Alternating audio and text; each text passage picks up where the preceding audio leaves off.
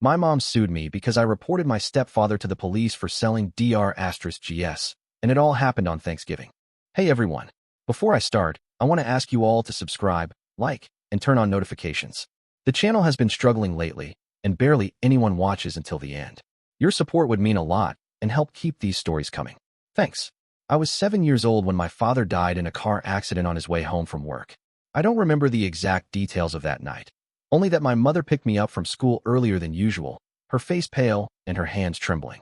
She didn't cry in front of me, but later that evening, I found her sitting in the dark kitchen, staring at nothing, gripping a coffee mug that had long gone cold. That was the night everything changed. My father's name was Michael Walker, and he was the best man I ever knew. He smelled like mint aftershave, the scent lingering in the hallway every morning after he left for work. Every evening, he would come home and bring me something, even if it was just something small, a chocolate bar, a little toy car, or sometimes just a keychain he thought looked cool. I remember the way his voice sounded when he taught me how to ride a bike, always full of encouragement. He would run beside me, laughing every time I wobbled or fell, and he'd say, "Come on, champ, one more time." I can still hear him saying it when I think about him. He made me feel like I could do anything. After he was gone, life became something entirely different. My mother, Lisa Walker, had to take on 2 jobs to keep us afloat. During the day, she worked as a waitress at a small diner, and at night, she cleaned offices downtown. Some mornings, I would wake up and find her asleep on the couch, still wearing her uniform, with a pile of bills scattered across the coffee table. She never complained, never let me see just how exhausted she really was, but I knew. I knew because her smiles became a little more forced, her voice a little more tired, and the moments we had together a little shorter each day. Since she worked so much, I spent a lot of time at our neighbor's house. Miss Grace was an older woman who lived alone, and she was the closest thing I had to a babysitter. Her house smelled like cinnamon and fresh bread, and she always let me watch cartoons while she folded laundry or worked on a crossword puzzle at the kitchen table. She never treated me like a burden, and in those quiet afternoons at her house, I felt safe, like the world outside couldn't touch me. Despite everything, life was simple in a way. It was just me and my mom, trying to figure things out together. Some nights, she would come home early enough to sit with me on the couch, and we would eat takeout straight from the containers while watching whatever show was on. Those moments were rare, but they meant everything. We didn't have much, but we had each other. It was us against the world, and for a long time, that was enough. When I turned 16, my mother met Jeff Carter, a customer at the restaurant where she worked. It started with him coming in for dinner a few nights a week, sitting at the counter, and chatting with her when she had a free moment. At first, she didn't mention him much, just the occasional comment about a friendly customer who tipped well and made her laugh after a long shift. Then, she started coming home with a little more energy, smiling a bit more, humming to herself while making coffee in the morning. I didn't ask questions at first because, for the first time in years, she seemed genuinely happy, and I didn't want to take that away from her. Jeff had a stable job at a construction company, working as a project manager. He wasn't flashy or loud, just a solid, dependable guy who always had a firm handshake and a calm voice. When I finally met him, he treated me like an adult, shaking my hand and asking me about school, my plans after graduation, and what kind of music I liked. He wasn't trying too hard, and that made it easy to relax around him. He took my mom out on real dates, not just late-night takeout in our tiny kitchen. He brought her flowers and told her she deserved to be taken care of, something no one had done for her in a long time. After 6 months of dating, they got married. It felt fast, but my mom was convinced this was the fresh start we both needed. Jeff had a house in the suburbs, bigger than anything we had ever lived in, with a backyard and an actual driveway instead of a cramped apartment parking lot. He told my mom there was no reason for her to keep working 2 jobs anymore, that she could cut back and finally take time for herself. It was the first time in my life I saw my mother relax, even just a little. Moving into Jeff's house was an adjustment, but at first, everything seemed great. The house was clean and quiet, with more space than I knew what to do with.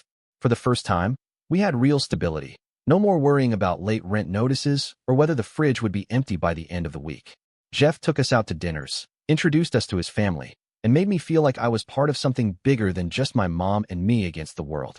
His parents, Barbara and Dale Carter, were welcoming, almost too much so. Barbara was the kind of woman who always had a warm smile and a plate of homemade cookies ready whenever we visited. But there was something about the way she watched me that felt a little too intense, like she was studying me instead of just getting to know me. Dale was quieter but polite, always offering a firm pat on the back and a joke about how I should be ready to learn some real hard work now that I was in the family. Jeff's brother, Kyle, and his wife, Melissa, were the same way. Overly friendly, always asking about my life, my plans, my thoughts on everything from school to sports to what kind of car I wanted to get when I saved up enough money. It wasn't bad, just different. I wasn't used to so many people being this involved in my life, asking questions, making plans for family dinners, and acting like we had known each other forever. My mom soaked it all in, loving the attention and the feeling of belonging somewhere after years of struggling on her own. For a while, I let myself believe that maybe this was what life was supposed to be like. Maybe things really had changed for the better. Maybe we had finally found the family we had always been missing. At first, life with Jeff's family felt almost too good to be true, and for a while, I let myself believe that maybe things really had changed for the better. But then I started noticing things, little details that didn't make sense, moments that felt off in a way I couldn't quite explain at first. It started at family gatherings, the ones Jeff's parents hosted at their house every few weeks. The Carters loved having everyone over, filling their house with food, laughter, and the kind of warmth that made it seem like a perfect family on the surface. But there were things I couldn't ignore, moments that made my stomach twist in ways I didn't fully understand yet. People, mostly Jeff's brother Kyle and some of his friends, would disappear into the basement in small groups, staying down there for a few minutes before coming back up, jittery and talking too fast.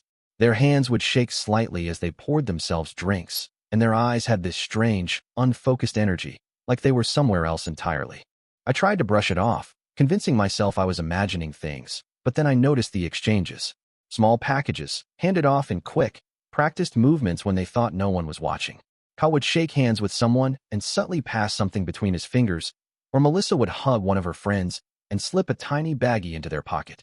It was always quick, never lingering, just a slight shift in their body language before they went back to laughing and acting like nothing had happened.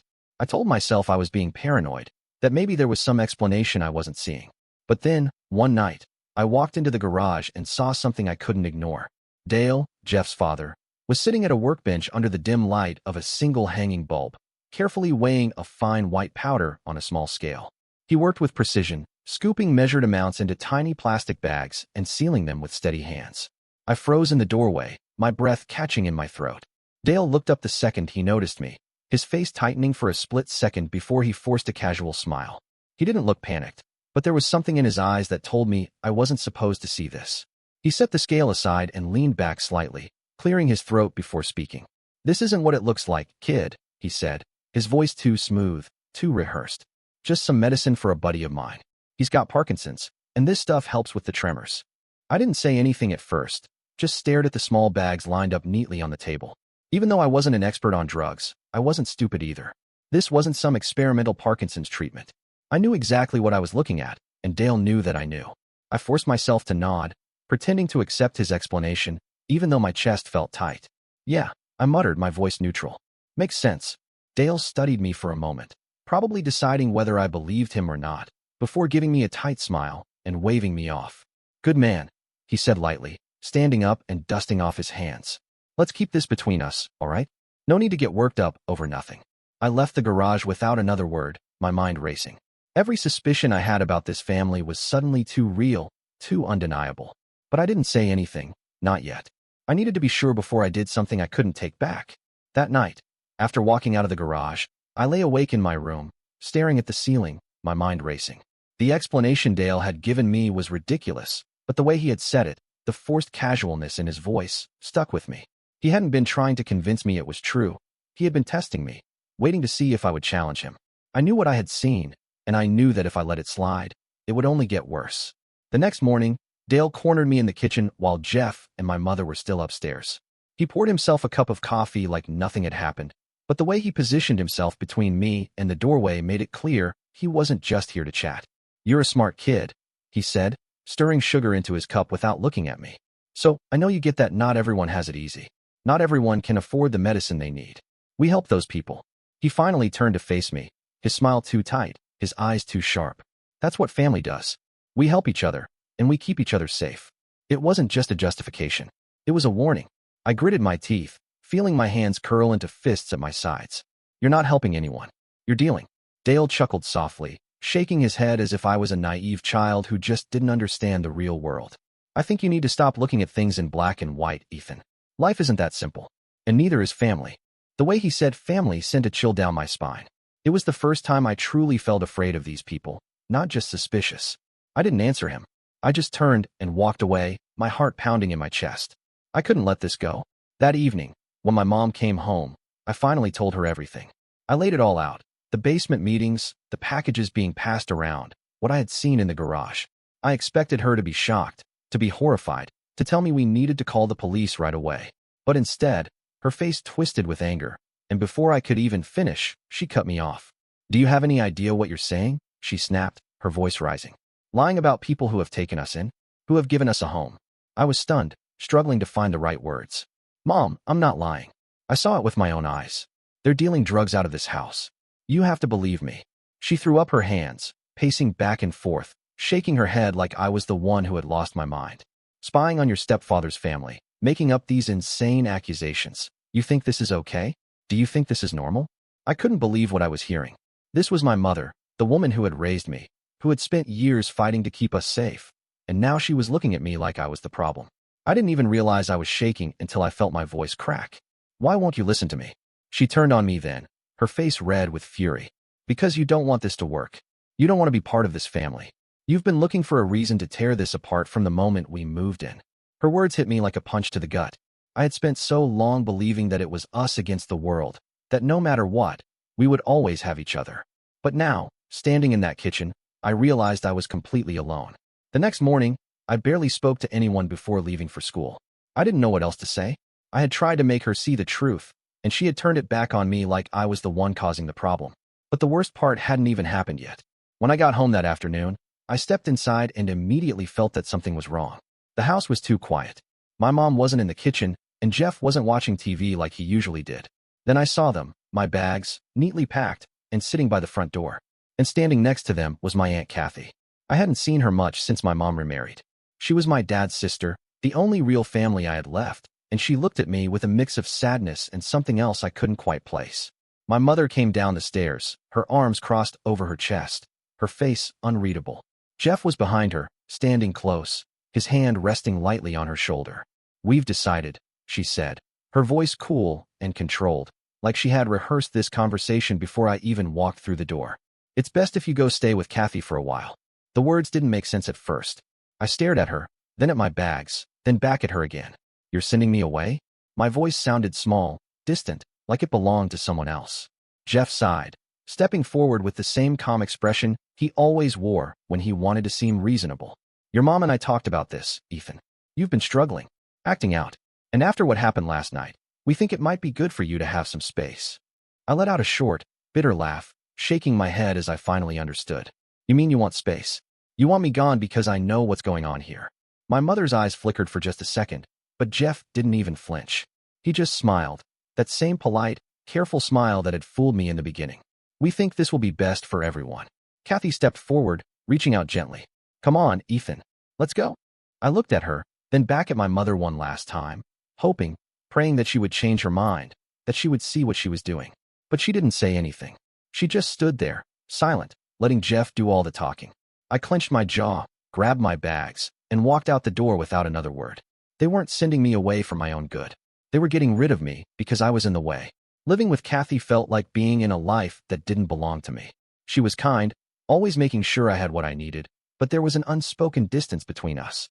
She didn't know how to talk about what had happened, and I didn't know how to bring it up. It wasn't her fault. She had opened her home to me when no one else had, but no matter how hard she tried, I felt like an outsider in her house, in her town, and in my own life. Starting at a new school in another state only made things worse. People whispered about me before they even knew my name. Somehow, the rumors had followed me, twisted and reshaped into something even worse. Some said I was a drug addict, that I had been caught stealing from my stepfather. Others claimed I had been involved in something criminal, that my own mother had sent me away because she couldn't handle me. No one knew the truth, and no one wanted to hear it. I stopped trying to correct them after a while. It didn't matter what I said. I was the new kid, the one with the mysterious past, and that was all anyone cared about. I kept my head down, focused on my schoolwork, and avoided anything that might draw attention to me. I figured if I could just make it through high school, I could start over somewhere else, somewhere no one knew my name. Lisa came to visit once or twice a year, always alone, never with Jeff. She looked different each time, older, thinner, as if the weight of something invisible was pressing down on her. She would hug me tightly, ask how I was doing, and then spend most of the visit pretending everything was fine. She never talked about Jeff, never mentioned the real reason I had been sent away, and every time I tried to bring it up, she would shake her head and change the subject. I wanted to scream at her, to demand answers, but I knew it wouldn't make a difference. Whatever hold Jeff and his family had on her was stronger than anything I could say. By the time I graduated high school, I knew I had to get out. Kathy had done enough for me, more than anyone else in my family ever had, and I didn't want to be a burden on her any longer. I applied for every scholarship I could find, determined to build a life for myself that no one could take away from me. When I was accepted into college with a partial scholarship, I worked 2 jobs to cover the rest, juggling classes during the day and working nights just to keep myself afloat. It was exhausting, but I refused to fail. I studied medical administration, not because it had been a lifelong dream, but because it was practical. It was a field with steady jobs, good pay, and a future I could control. By the time I graduated, I had already lined up a job at a hospital, and for the first time in years, I felt like I had something of my own. I found a small apartment, nothing fancy, but it was mine. No one could kick me out. No one could pack my bags and send me away. I had a job, a home, and a life that was finally my own. There were no more whispers, no more rumors, no more waiting for my mother to save me from a situation she had chosen to ignore. I had done it on my own, and I would never let anyone take that away from me again. 3 years passed before I heard from my mother in any meaningful way. I had built a life for myself, one that no longer revolved around waiting for scraps of attention from the people who had cast me aside. I had a stable job, my own apartment, and enough money to live without worrying whether I would have a place to sleep at night. Then, out of nowhere, my phone rang late one evening. I almost didn't answer when I saw her name on the screen, but something in my gut told me to pick up. Her voice was thin and unsteady, the way it used to sound when she was exhausted from working 2 jobs just to keep us afloat. "Ethan, we're going to lose our house. We need help." For a moment, I didn't say anything. I just sat there, gripping my phone, trying to process the words. I had spent years convincing myself that she had made her choice, that she had chosen Jeff and his family over me. But hearing her like this made my chest tighten in a way I hated. I took a slow breath before answering, keeping my voice neutral. "What do you mean?" She exhaled shakily, like she had been holding everything in for too long. "Jeff lost his job months ago. We haven't been able to make the mortgage payments, and the bank is threatening to foreclose. If we don't come up with the money soon, we're going to lose everything." For a brief second, I felt something close to satisfaction. After everything Jeff had done, after everything his family had taken from me, he was finally getting what he deserved. But then I heard it again, the fear in my mother's voice, the quiet desperation beneath her words. I clenched my jaw, forcing myself to stay firm. "I don't know what you want me to do about that." She was silent for a moment before she spoke again, quieter this time. "I wouldn't ask if we had another option. I don't know what else to do." I closed my eyes, leaning back against the couch, trying to ignore the part of me that still cared. The part that still saw her as the woman who used to work herself to the bone to keep me safe, before Jeff, before everything. I hesitated, then asked the question that had been circling in my mind since the second she called. "Why aren't Dale and Barbara helping?" There was a long pause, the kind that meant she was choosing her words carefully. "There's been a family conflict," she said finally, her voice vague. "It's complicated." That told me everything I needed to know. Whatever was happening, it was bad enough that even Dale and Barbara, the people who had treated Jeff like a king, weren't stepping in. Maybe Jeff had finally burned the wrong bridge. Maybe their business had crumbled, or maybe they had just decided he wasn't worth the trouble anymore. Either way, it meant my mother was on her own.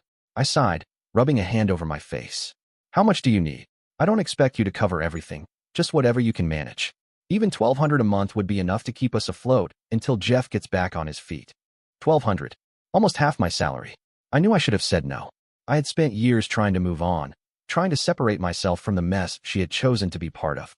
But despite everything, despite the betrayal, despite the fact that she had stood by while they forced me out, I couldn't shake the feeling that if I didn't help, she would have nowhere to go.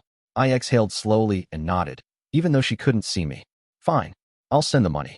Her relief was immediate, almost overwhelming. "Thank you, Ethan. You don't know what this means to me." I didn't respond, because deep down, I knew exactly what it meant. It meant I was being pulled back in, whether I wanted to be or not. For 18 months, my life revolved around cutting corners and making sacrifices.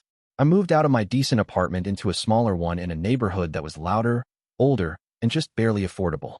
I stopped going out with coworkers, skipped vacations, and ignored every impulse to buy something for myself that wasn't absolutely necessary. Every month, without fail, I sent $1,200 to my mother, watching as my savings shrank while I worked overtime just to stay afloat. By the time I reached the 18th month, I had given them $21,600. More money than I had ever spent on anything in my life, more than I had saved in all my years of scraping by on my own.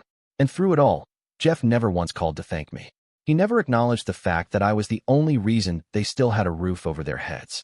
My relationship with my mother, though, changed in ways I hadn't expected. She called more often, asking about my job, about my life, about things she had ignored for years. At first, I thought it was guilt, a way for her to ease the weight of everything she had let happen.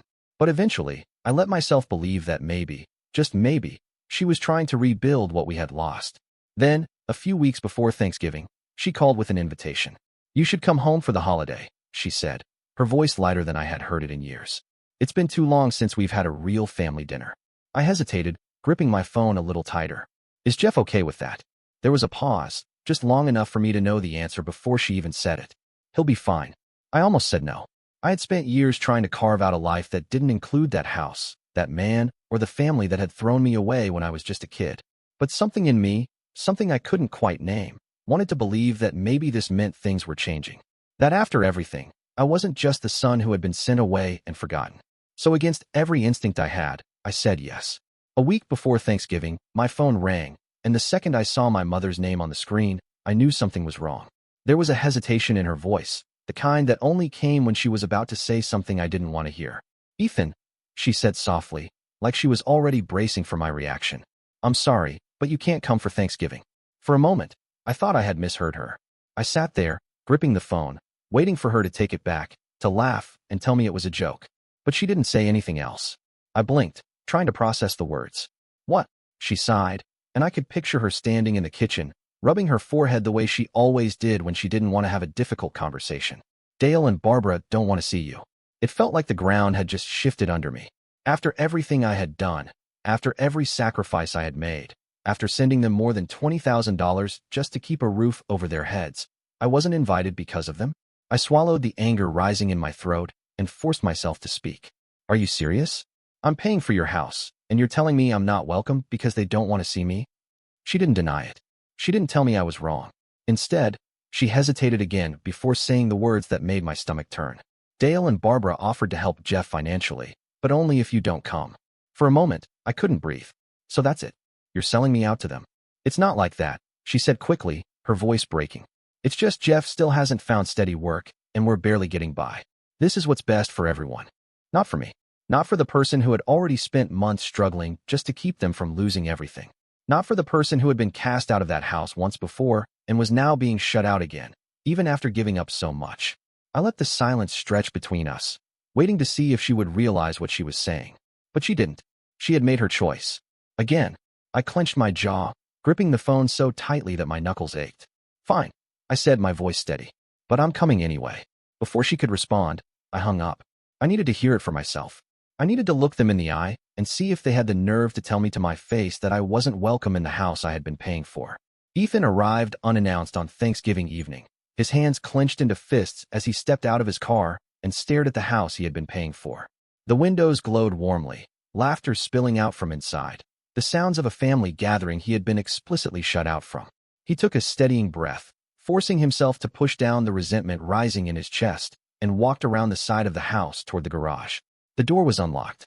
He stepped inside, closing it quietly behind him, his heart pounding in his ears. The air smelled faintly of oil and something chemical, something sharp and bitter. He flicked on the light, and what he saw made his stomach drop. On the workbench, stacked neatly in rows, were packages of drugs, small, tightly sealed bags filled with a fine white powder. Next to them, bundles of cash sat piled in rubber bands, thousands of dollars arranged in neat stacks.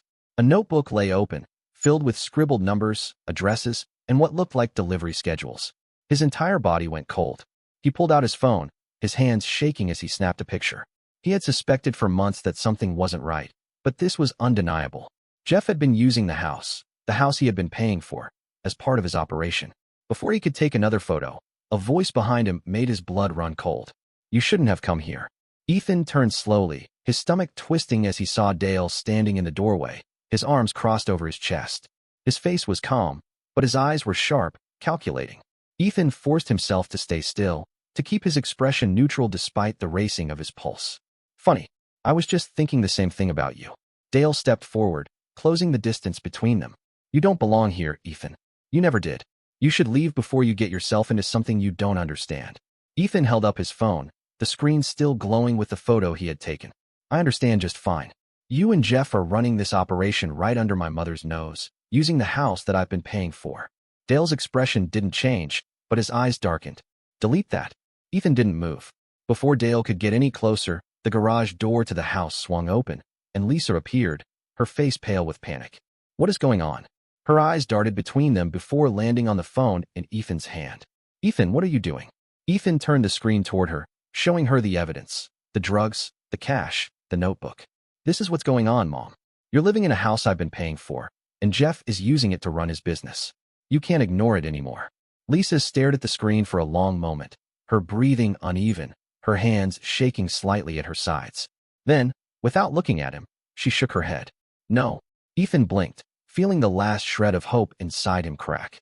No. She swallowed hard, her jaw tightening. I don't know what you think you saw, but you're wrong. His hands curled into fists. Are you serious? You still won't admit it? You think I made this up? Open your eyes, Mom. Her face twisted, something desperate and conflicted flashing across her features before she forced it down. You're not part of this family anymore, Ethan, she said, her voice cold and final. You need to leave. The words hit him harder than he expected, even after everything. He exhaled slowly, nodding as the weight of it settled in his chest. Fine, he said, his voice steady. But you won't see another cent from me. Ever. Lisa flinched slightly, but she didn't argue. She just stood there, silent, as he pushed past her and walked out of the house for the last time.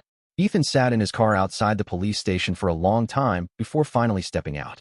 He knew that once he walked through those doors, there would be no going back. The last shred of loyalty he had to his mother, to the family that had pushed him aside, would be gone. But after everything, after being thrown out, after sacrificing his own stability for people who never once put him first, he knew there was only one choice. He walked in, asked to speak with a detective, and handed over his phone. The officer listened carefully as Ethan laid it all out. The drugs in the garage, the cash, the notebook, the deals that had been happening for years right under everyone's noses. He told them everything, not sparing a single detail. He was done protecting people who had never protected him. 3 days later, the raid happened. Lisa was home when the police kicked down the front door. They found everything. Hidden compartments in the basement filled with more drugs, burner phones, stacks of cash stuffed in the walls. By the time it was over, Jeff, Dale, and Kyle were all in handcuffs, shoved into the back of police cruisers while neighbors stood outside, whispering and watching as the family they once saw as picture-perfect was exposed for what it really was. That night, Ethan's phone rang. He wasn't surprised to see his mother's name on the screen. What did you do? Lisa's voice was frantic, a mixture of anger and panic, but beneath it all, there was something else, fear. Ethan took a slow breath, gripping the phone tightly. I did what you should have done 10 years ago. There was silence on the other end. She didn't argue. She didn't try to deny it. For the first time, she had nothing to say. Jeff was sentenced to 3 years in prison. Dale got 6, and Kyle 5.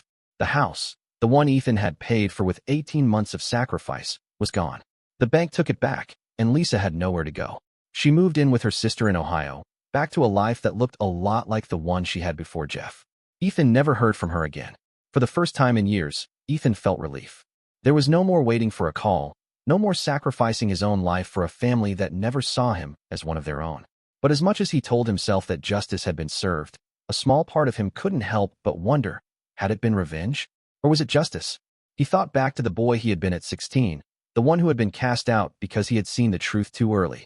He had spent years hoping his mother would see it too, that she would choose him over the life she had built with Jeff. But in the end, she never did. And maybe, deep down, she never would have. Sometimes, bridges can't be rebuilt. Ethan sat in stunned silence, rereading the subpoena over and over, unable to believe that this was actually happening. His mother, the woman he had once sacrificed everything for, was now dragging him into court, claiming that he had destroyed her life. The lawsuit accused him of tortious interference and infliction of emotional distress, arguing that his actions had been fueled by personal vengeance rather than justice. She was seeking $100,000 in damages, claiming that he had deliberately undermined the family's reputation and left her homeless. The words on the page blurred as anger and disbelief churned inside him. He had spent 18 months sending her money, working extra hours, cutting every unnecessary expense just to make sure she could stay in her home. He had given up vacations, moved into a cheaper apartment, and lived paycheck to paycheck so she wouldn't lose everything. And now, after everything, she had the audacity to stand in front of a judge and paint him as the villain. The betrayal cut deeper than anything she had done before. She had chosen Jeff over him years ago, had turned a blind eye to everything happening under her own roof, and when it all fell apart, instead of taking responsibility, she had decided to blame the one person who had actually tried to help her. Ethan's hands tightened around the paper as his jaw clenched. He grabbed his phone and dialed the number of a lawyer he had once consulted for work. When the call connected, he explained everything. The money he had sent, the discovery of the drugs, the police raid, and now the lawsuit. The lawyer listened patiently before responding in a calm, measured tone.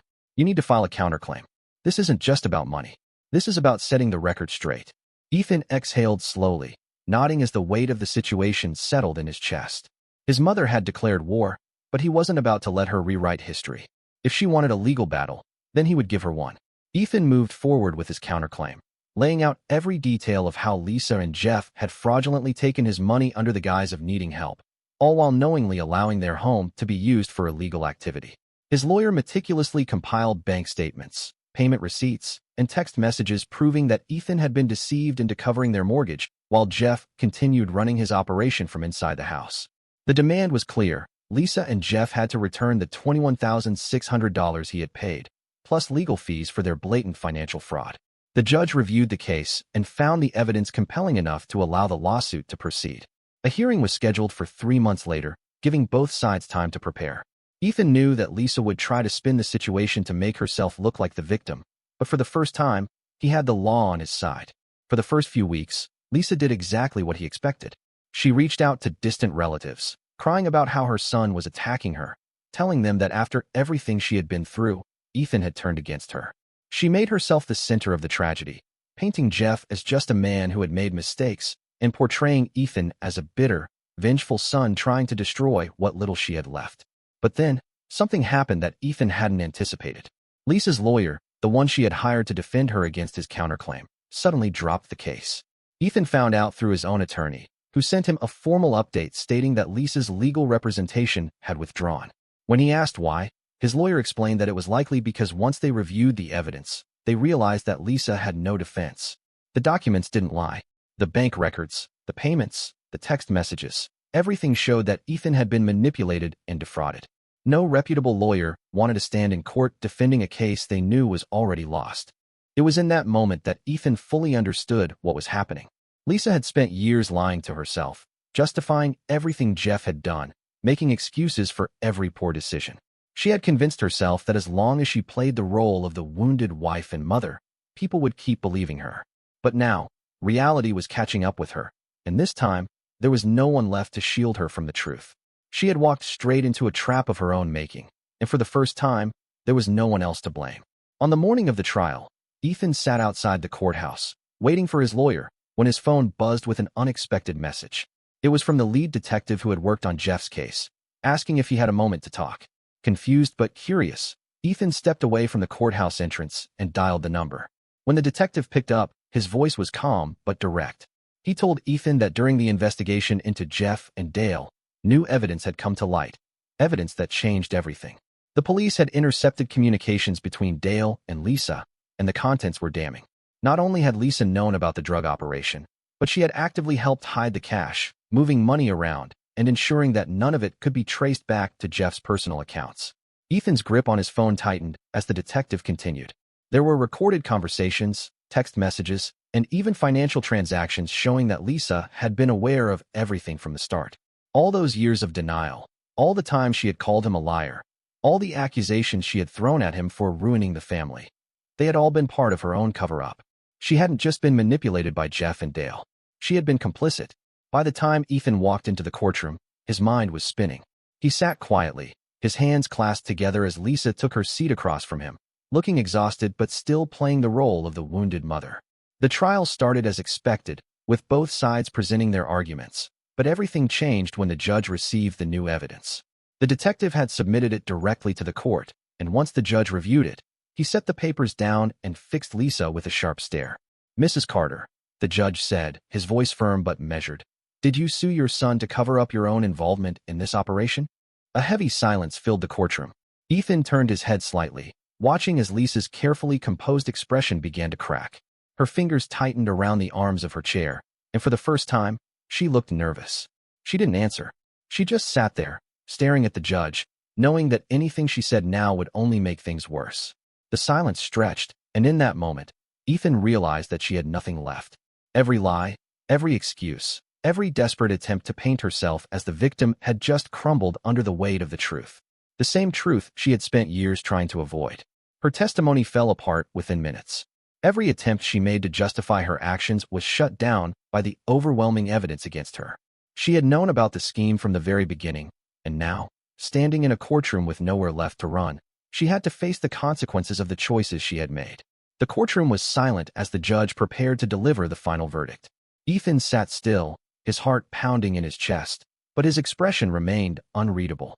He had spent years waiting for this moment, for some form of justice, but now that it was here, he felt nothing but exhaustion. He watched as his mother sat across from him, her hands clasped tightly together, her face pale and tense. The judge cleared his throat and began speaking in a firm, measured tone. After reviewing all the presented evidence, including financial records, intercepted communications, and testimony, the court finds in favor of the defendant, Ethan Walker.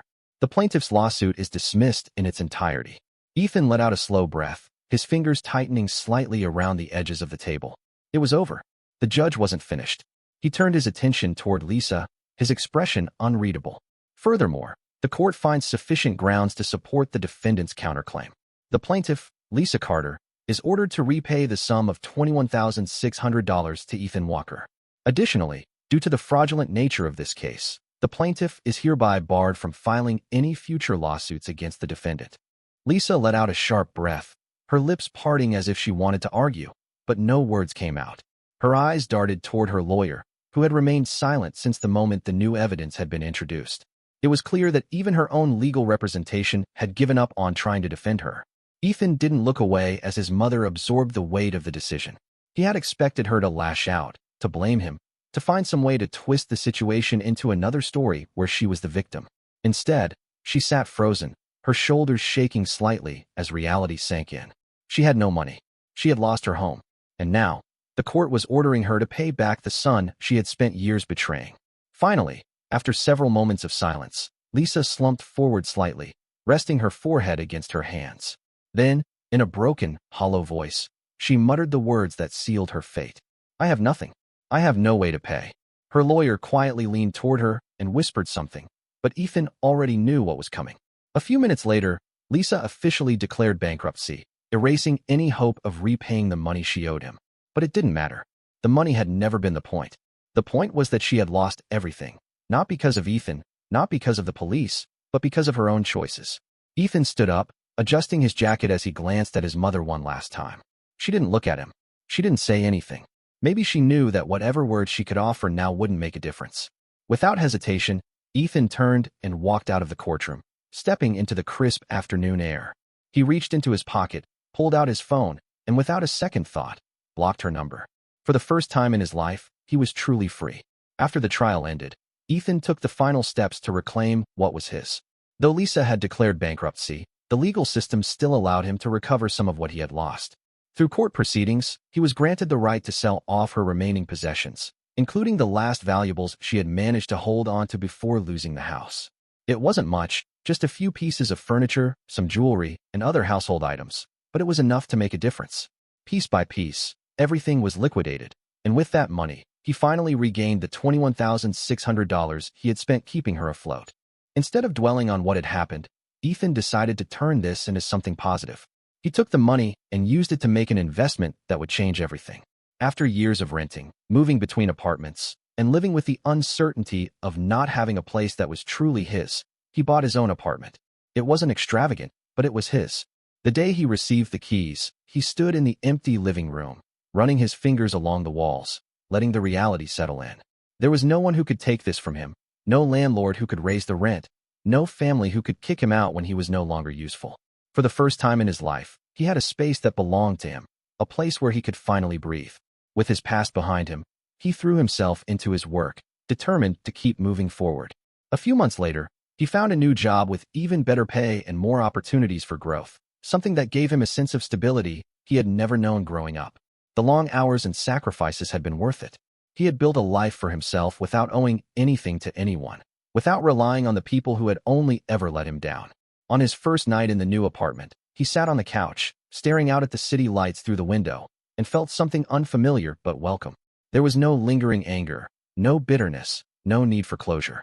He had found his own way, and he no longer needed answers from people who had never truly been family. He had spent years believing that blood meant something, that no matter what, his mother would always put him first. But some people never change, and some relationships are better left behind. As he took a slow breath and leaned back into the quiet of his new home, he understood something he had never fully grasped before. Family was not something a person was given by default. It was something that had to be earned. And for the first time, he was okay with the fact that he had none. Because in the end, he had chosen himself. And that was enough. After everything he went through, after being betrayed by the people who were supposed to protect him, after sacrificing so much just to be cast aside again, he finally found his freedom. But the real question is, was it worth it? Ethan lost his family, but was it really a loss? Or was it a necessary step to escape a toxic cycle? Was what he did about justice, or was it revenge? Do you think Lisa got what she deserved, or do you think she was just another victim of her own bad choices? And what about Jeff, Dale, and Kyle? Do you think their sentences were fair, or should they have faced harsher consequences? Most importantly, if you were in Ethan's place, would you have done the same? Would you have walked away and cut all ties from the start? Or would you have fought to expose the truth, even if it meant burning every bridge along the way? Let me know what you think. Was Ethan right to destroy what was left of his family, or should he have just let karma take its course? I want to hear your thoughts.